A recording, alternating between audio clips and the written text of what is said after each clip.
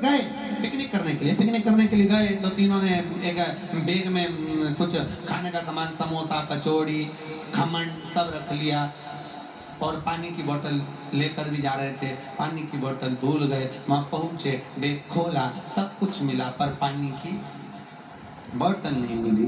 मित्रों ने कहा लेने कौन जाएगा? तीनों ने अपना नाम लिखा, कल्लू, लल्लू, पप्पू, तीनों ने नाम ऐसे कुड़कुड़ा के डालते से जिसका नाम आएगा वो जाएगा बोतल लेने। एक का नाम आया, उससे कहा तू जा। तो जा रहा हूँ पर याद रखना मैं नहीं आऊं जब तक। तो तू चिंता मत कर, जब तक तू नहीं आएगा कोई नहीं खाएगा, सब रखा है, सब सामान रख दिया। 1 घंटा हो गया वो नहीं आया, 2 घंटा हो गया नहीं आया, 3 घंटे हो गए नहीं आया। मित्रों ने आपस में बात करी, उसकी मम्मी ने कोई काम बता दिया होगा, एक काम करते, अब नहीं आ रहा तो अपन ही खा के चलते। दोनों ने मिलकर समोसा निकाला, खमन निकाला, कचौड़ी निकाली और दोनों मिलकर बस खाने ही वाले थे। इतनी देर में वो पेड़ के पीछे से आ गया, आते से बोला मुझे मालूम था तुम खा लोगे इसलिए मैं गया ही नहीं।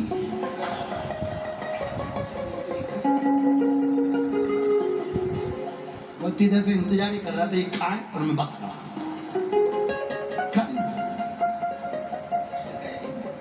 बस वही इंतजार एक हम करने में लगे हुए हैं। हम अपने कर्म पर ध्यान नहीं दे रहे, भजन चित्त पर ध्यान नहीं दे रहे, भक्ति की प्रबलता में हम ध्यान नहीं दे रहे। भगवान की भक्ति की प्रबलता में जिस दिन हमारा चित्त, हमारी भक्ति चली जाए उस दिन आनंद सुख समाहित। विभीषण के कारण तब कहा ये तुझे दोष है विभीषण, तू कितना भी राम के साथ रह ले पर तेरे को सुख की अनुभूति नहीं होगी। विभीषण कहता मुझे रात्रि में नींद नहीं आती, मुझे बेचैनी बनी हुई है, मैंने क्या ऐसा कर दिया? मैं राम के साथ हूं तो भी मैं घबराहट में हूं, मैं क्या करूं? मैं करूं तो करूं। हनुमान जी महाराज विभीषण के पास गए और हनुमान जी ने विभीषण के पास जाकर केवल एक ही बात कही कि एक काम कर विभीषण, जिस जगह पर वराह भगवान बैठकर तप कर रहे हैं, कौन सी जगह? अभी आपको बताया, पुष्कर। जिस जगह पर वराह भगवान बैठकर तप कर रहे हो, साधना कर रहे हो, जिस जगह पर वराह भगवान बैठकर भगवत चर्चा का स्मरण कर रहे हो, उस जगह पर जाकर तू स्नान करना, तेरी चित्त वृत्ति से जो पाप हो गया है वो मिट जाएगा। महाराज वेंकटाचल पर्वत के ऊपर पुष्करणी में विभीषण ने जाकर स्नान, किसने स्नान कराया? विभीषण। और विभीषण ने जब पुष्करणी का स्नान किया, स्नान कर कर उसका जीवन सार्थक हुआ। राम जी के पास आकर प्रणाम कर कर बोला, प्रभु आज मेरे जीवन का पाप कर्म उतर गया।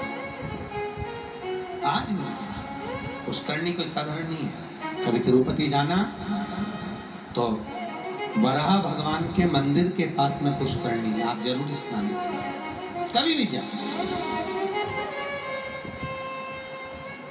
स्नान करें। समय आया, आगे जो चरित्र आया है, भगवान आनंद में विराजमान है, भगवान की भक्ति का आनंद चित्त समाहित है।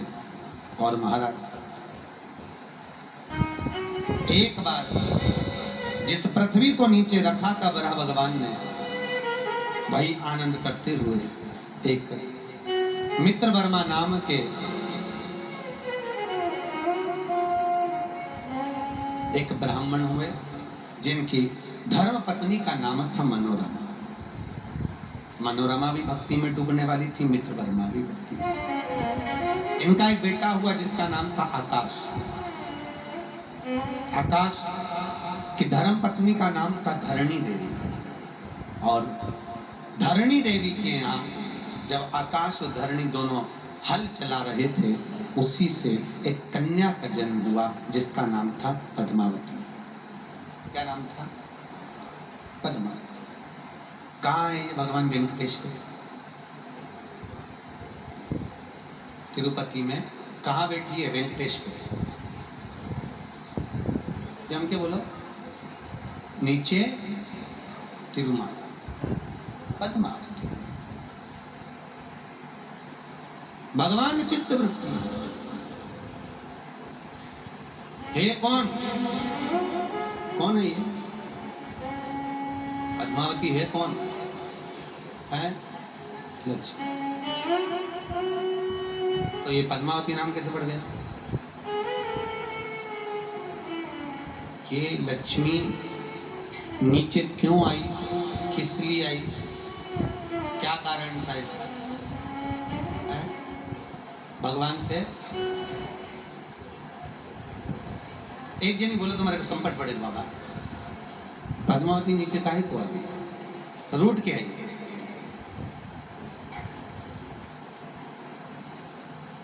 शास्त्र कह रहा है कौन है ये पद्मावती? ये पद्मावती याद करो जब भगवान राम वन को गए,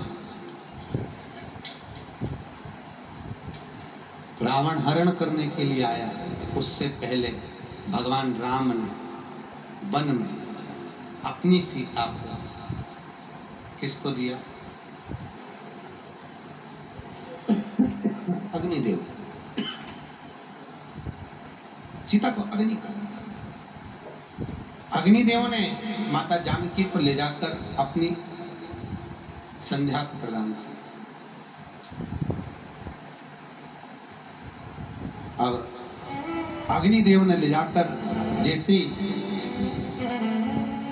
स्वाहा को दिया, स्वाहा की सेवा में लगाया, और स्वाहा की सेवा में लगाते ही समय बीतता है। आज राम जी ने अग्निनारायण से कहा प्रभु आपने सीता को रख लिया है, अपनी जगह पर ले जाकर रख लिया, पर रावण के लिए कोई को तो भेजना पड़ेगा। किसको भेजा जाए? लंकाधिपति रावण किसका हरण करेगा? तो कहा, अग्नि देवता ने कहा हमारे स्वाहा के पास में एक पुत्री विराजमान जिसका नाम है वेदवती। क्या नाम है? इस वेदवती को हम भगवान राम के कक्ष में भेज देते हैं, रावण आएगा वेदवती को लेकर। अब वेदवती अग्निदेव के यहाँ बैठ कर नित्य प्रति भगवत भजन में लीन रहना, भगवत कर्म करना, भगवत स्मरण करना, बस उसका एक ही काम था, भगवान की भक्ति में 24 घंटे डूबे रहना, कोई शुद्धता नहीं, बस अपनी अलमस्ती में रहना, जितना घर का काम होता वो कर देना और अपनी मस्ती में रहना, अपने आनंद विहार में। इसमें एक गुण बड़ा प्रबल था वेदवती कि ये खोटे से खोटे सिक्के को भी प्रबलता में बना सकती है, प्रखर बना सकती है। आपको याद होगा एक बार अकबर वृंदावन घूमने के लिए गया, और अकबर जब वृंदावन घूमने के लिए गया तो सारे वृंदावन के पंडाओं को मालूम पड़ा अकबर आ रहा है, और जो उसको वृंदावन घुमाएगा उसको वो मुंह बांका धन देगा, इतना पैसा देगा। राजा है भाई, सीएम पीएम आदि कोई आवे तो लोग कितना आगे बढ़ के कोई पूजन कराने जाएंगे तो कुंभ मिलेगा, पूजन कराने जाएंगे तो कुंभ मिलेगा। पर ईमानदारी की बात बताऊं, सत्य, एक साधारण व्यक्ति के यहाँ अगर कोई पूजन होती है, ध्यान देना, तो वो एक भाग दिल से दान दे सकता है, पर कोई राजनेता बहुत ऊंची पद वाला अगर हो, बहुत ऊंची, तो वो जब पूजन करने बैठता है तो पड़ोसी के पास में कहता है जरा देना 500 रुपये चढ़ा रहा है, पड़ोसी निकाल कर देता है, वो अपनी जेब से भी नहीं निकालता। अकबर आज आ रहा है वृंदावन, पूरी दूर सूचना हो गई महाराज अकबर आ रहा है, और कुछ ना कुछ देगा, बहुत देगा। अगर उसको कोई वृंदावन घुमाएगा, हमारे यहाँ गाइड करते हैं तो उसको कुछ ना कुछ दिया जाता है, तो जो गाइड बनेगा उसको कुछ मिलेगा। सारी दूर सूचना की, एक पंडित जी बेचारे तैयार हुए, सारे पंडितों ने तैयारी करी, एक पंडित तैयार हुआ, उसने अकबर को खूब घुमाया, खूब घुमाया, खूब घुमाया। अकबर था, उसने सोचा ये पंडित, इनको क्या दूं मैं।